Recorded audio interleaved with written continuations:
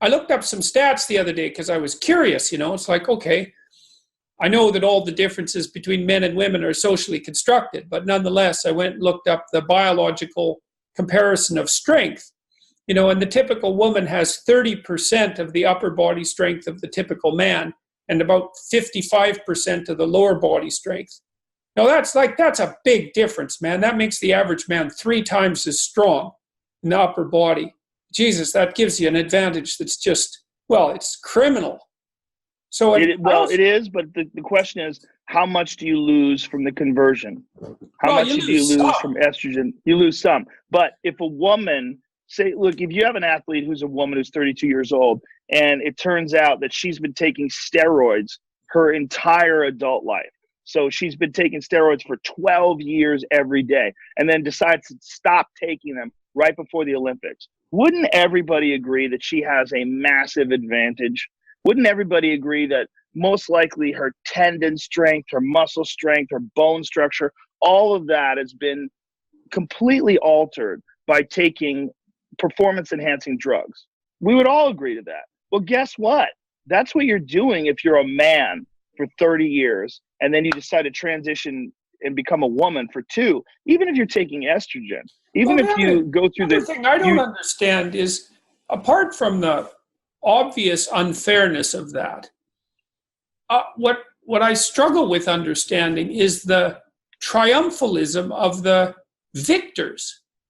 It's like they enter these contests and then they win, and then they celebrate their victory as if it's a genuine victory, despite the fact that they wiped out these women who've been working mostly within the rules for maybe not decades, but certainly many, many years in succession.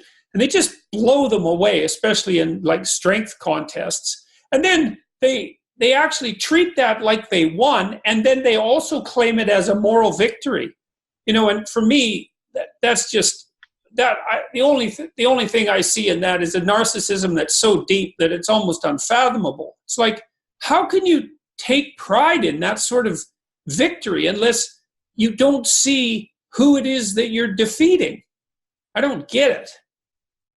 Well, it shows how pathological this whole thing really is when you're dealing with the idea that you can turn a person into someone of the opposite gender, not just recognize them as being a woman and treat them as a woman and allow them to use whatever name they would like. I'm all for that.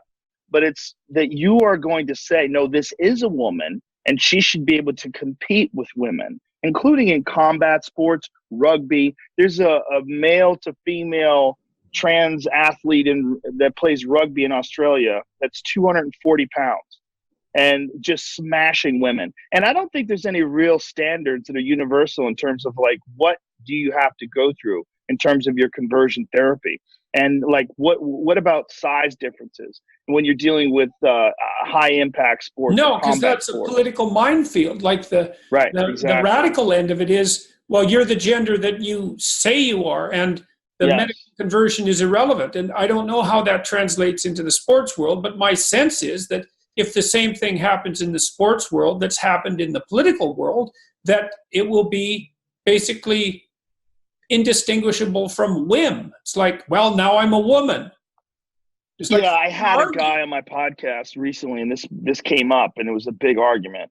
And his stance was he is all for inclusiveness, and he wants he would like to move towards a world where trans athletes can compete and they're included, and they can compete as women. And I was trying to explain the benefits of being a male, the physical benefits of being a male and competing against women. And, he just didn't want to hear it. It was just in denial of it. It was going against these preconceived notions that he had, and the ideology.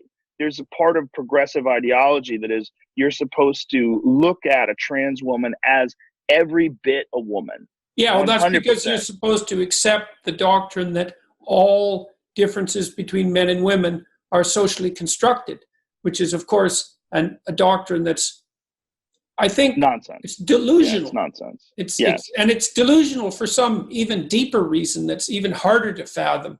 And I don't know what it is. Yeah, it is hard to fathom. I don't understand the root of it. I really don't. I even when I talk to people who subscribe to these notions, I don't understand the logic. I don't understand where's the breakdown in their perception of the world.